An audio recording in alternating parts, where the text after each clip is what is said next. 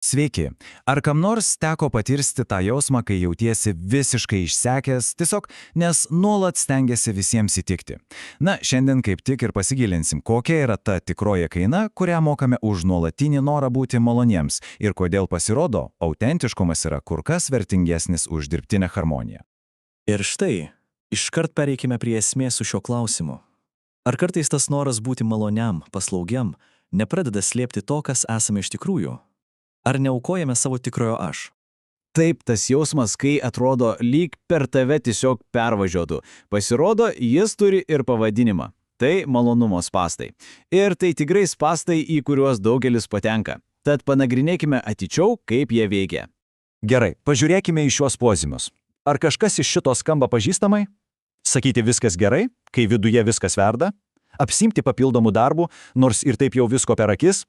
Visada būti tuo žmogumi, kuris stengiasi labiausiai? Na ir žinoma, tas klasikinis taip, kai iš tikrųjų norisi rėkti ne. Jei bent vienas punktas surezonavo, žinokite, tikrai nesate vieni.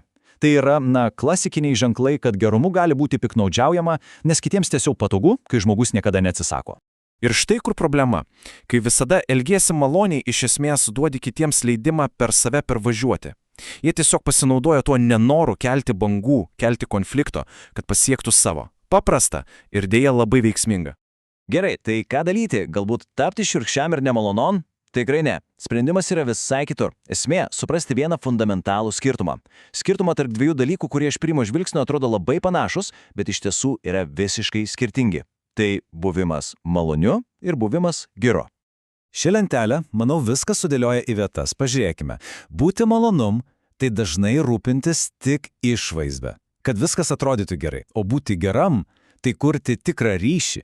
Malonus žmogus siekia harmonijos bet kokia kaina, o geras – sąžiningumo. Ir tai yra didžiulis skirtumas. Vienas yra paviršutiniškas, mandagus, norintis įtikti, o kitas – sąmoningas ir svarbiausia – autentiškas.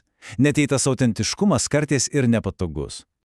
Man labai patinka ši citata. Ji tiesiog tobulai iliustruoja tą skirtumą. Malonus – tai komplimentas dėl kieno nors kojonio. Tai paprasta, lengva, paviršutiniška, bet geras.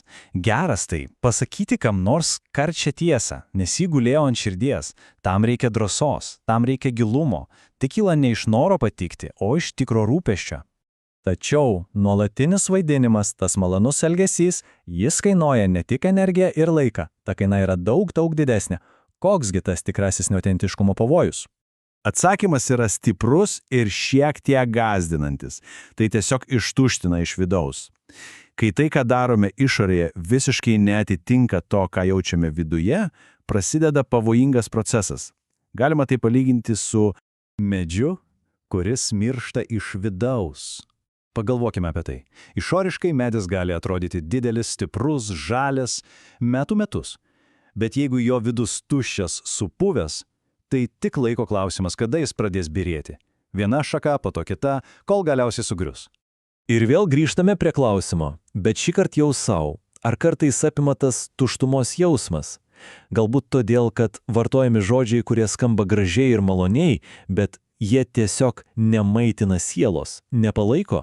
Štai čia ir slypi ta didžiausia neautentiškumo kaina. Jausmas, kad esi tuščias, nes nesi tikras nei su savimi, nei su kitais. Gerai, užteks teorijos. Situacija aiški. Bet ką daryti praktiškai? Kaip išlipti iš šitų spąstų?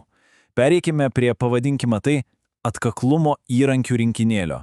Pažiūrėkime į kelias labai konkrečias strategijas, kurios padės bendrauti sąžiningai ir, svarbiausia, su savigarba. Pirmas ir bene svarbiausias įrankis – kaip autentiškai pasakyti ne. Štai paprastas, bet labai veiksmingas 3 žingsnių metodas. Pirmas žingsnis – pasitikėkite savo nuojautą. Ta pirminė reakcija, tas jausmas pilve. Dažniausiai jis yra teisingas. Jei jis sako ne, vadinasi sprendimas jau priimtas. Viskas. Antras žingsnis. Pirmiausia ir pasakykite ne. Neapvyniokite to į vatą. Tiesiog ne, ačiū. Arba deja, negaliu. Tai turi būti pirmieji žodžiai. Ir trečias, labai svarbus žingsnis. Venkite pasiteisinimų. Kai pradedame ilgai ir nuobodžiai aiškintis, kodėl negalime, tai vėl yra tas pats bandymas įtikti. Paprastas ne yra pilnas užbaigtas sakinys, nereikia jokių priedų. Ir štai dar keletas galingų frazių, kurios padeda pereiti prie sąžiningumo. Tai tarsi signalas pašnekovui, kad dabar kalbėsime atvirai. Pavyzdžiui, būsiu atviras, turiu būti sąžiningas, arba kai prašymas yra nepatogus.